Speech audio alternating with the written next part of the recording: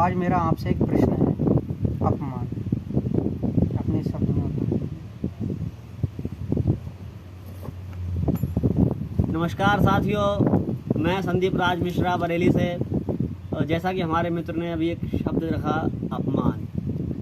अपमान से संबंधित बहुत सारी ऐतिहासिक और पौराणिक घटनाएं हैं कि जब किसी ने किसी का अपमान किया और उसने किसी न किसी रूप में उस अपमान का उत्तर भी दिया, या तो सम्मान के रूप में दिया या विजय के रूप में दिया। तो आज मैं आपको अपमान से संबंधित एक पौराणिक घटना सुनाता हूँ। पांचाल नरेश द्रुपद और गुरु द्रोण बचपन से मित्र थे। दोनों भरद्वाज ऋषि के आश्रम में रहकर अध्ययन करते थे। तो दोनों साथ साथ रहते थे।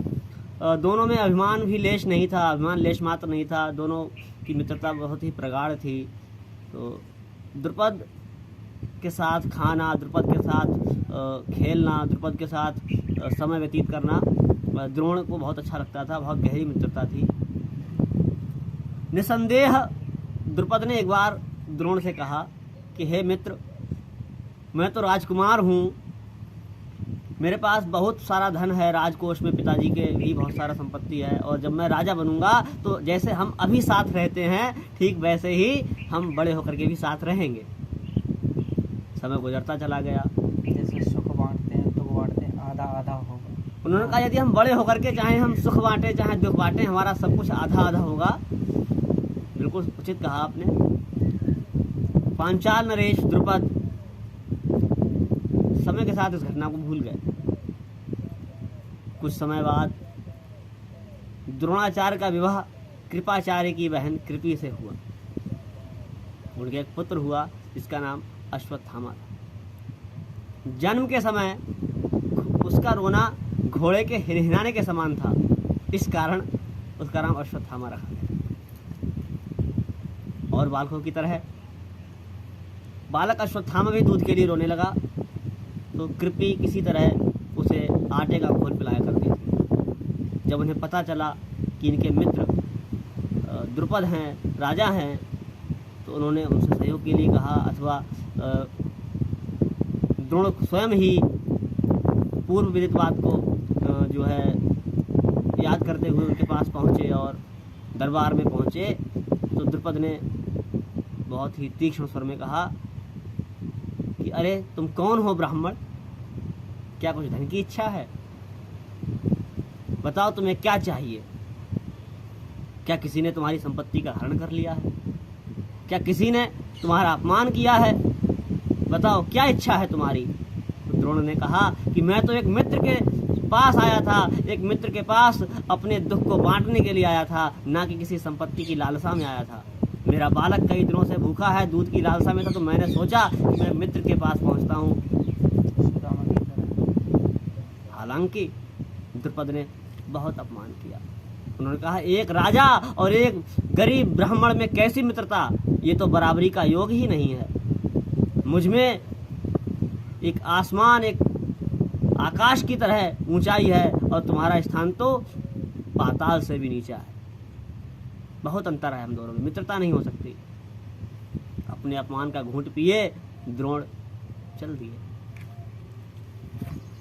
कुछ समय उन्होंने कृपाचार्य के यहाँ गुजारा। एक समय हस्तिनापुर के सभी पांडव कुमार और कौरव कुमार खेल रहे थे, तो पांडव कुमारों की गेंद कुएं में गिर गई। बालकों ने गेंद को कुएं से निकालने का बड़ा प्रयास किया, किंतु गेंद बाहर न निकल सकी। जब द्रोण ने यह देखा तो द्रोण ने अभिमंत्रित तिनकों की सहायता से उस गेंद को बाहर निकाल दिया। यह देख भीष्म ने अनुरोध करके उन्हें उन बालकों का गुरु बना दिया। जब वे बालक कुमार बड़े हो जाते हैं, शस्त्र विद्या में पारंगत हो जाते हैं, तो उन्होंने अर्जुन आदि से द्रुपद का सिंहासन मांग लिया, राज्य मांग लिया। उन्होंने कहा मुझे उन पर विजय चाहिए। पांडवों ने उन्हें विजय दिलाई। तब उन्होंने द्रुपद से कहा कि आज मैंने तुम्हारा सारा राज्य जीत लिया है, लेकिन मैं तुम्हें तुम्हारा आधा राज्य वापस लौटाता हूँ। और अब तो हम दोनों बराबर बराबर हो गए हैं, क्या अब हम मित्र नहीं हो सकते?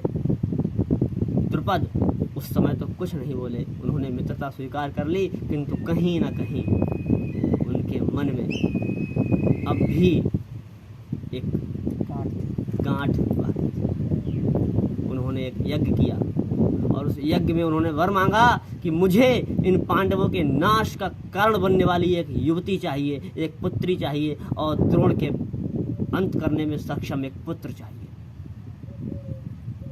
उसी यज्ञ से उन्हें एक पुत्र धृष्टद्युम्न और एक कन्या याज्ञसेनी द्रौपदी प्राप्त हुई।